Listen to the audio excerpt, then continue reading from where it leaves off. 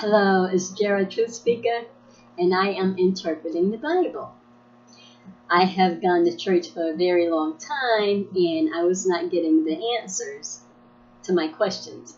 So, as the answers have been given to me from within, I have decided to share what I have come to know.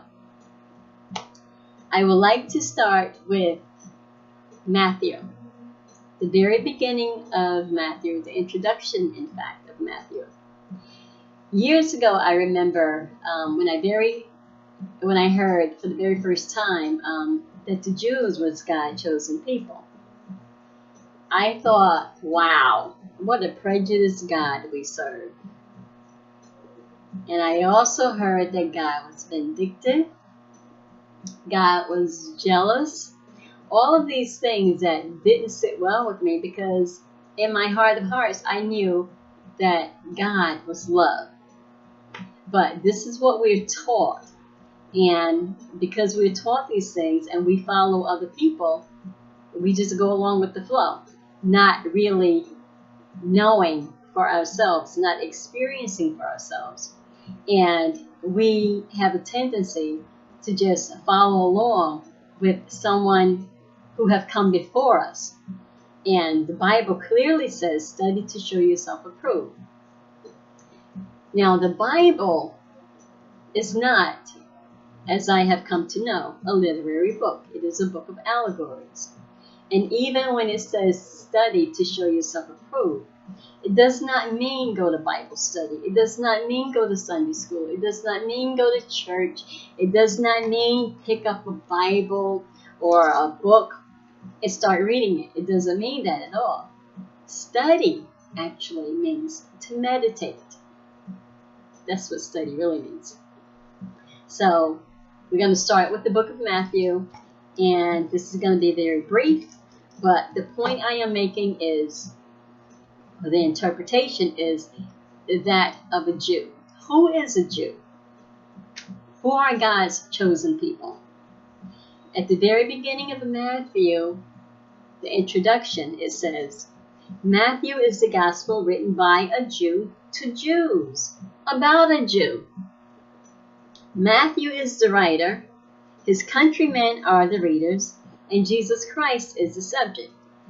So that just sounds just like any other regular story that you might read, an introduction to a story. And that's exactly what it is. What they are saying here is, if you are not a Jew, you will not be able to understand it, because it's written to a Jew, by a Jew, about a Jew.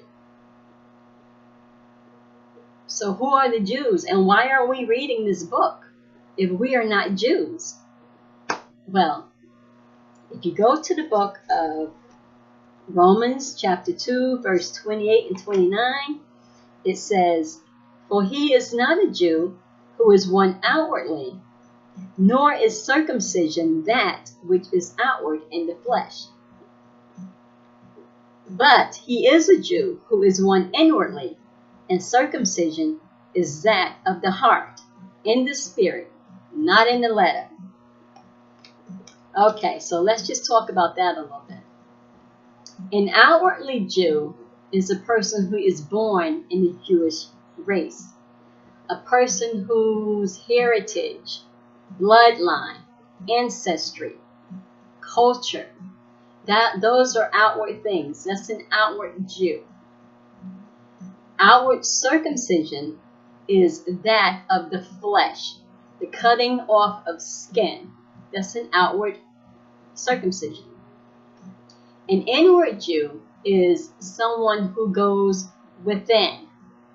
So that means you can be a Jew, I can be a Jew, everybody can be a Jew, and that way you'll be able to understand this word. Inward circumcision happens when you go inward.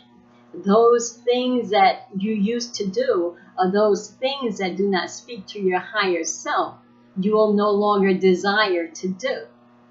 And you would just automatically stop doing them. You don't have to try. You don't have to make such an effort. There is no struggle. There is no strain. There is no pressure. There is no striving to do the right thing. You will automatically stop doing those things that do not speak to your higher good. That's what the circumcision of the heart is all about. When you go within, what is that about? When you go within, that is meditating. And that makes the difference between someone who actually reads the Bible and takes it literally, and someone who can read it as a Jew, or someone who can read it with open eyes. Because when you meditate, the scales are removed from your eyes. The wax are taken from your ear so that you can hear. That is the difference between an inward Jew and an outward Jew, and you can become a Jew, as I have, just by simply meditating. And so that when you read this word, you have a better understanding of what it really means and what it's really telling you.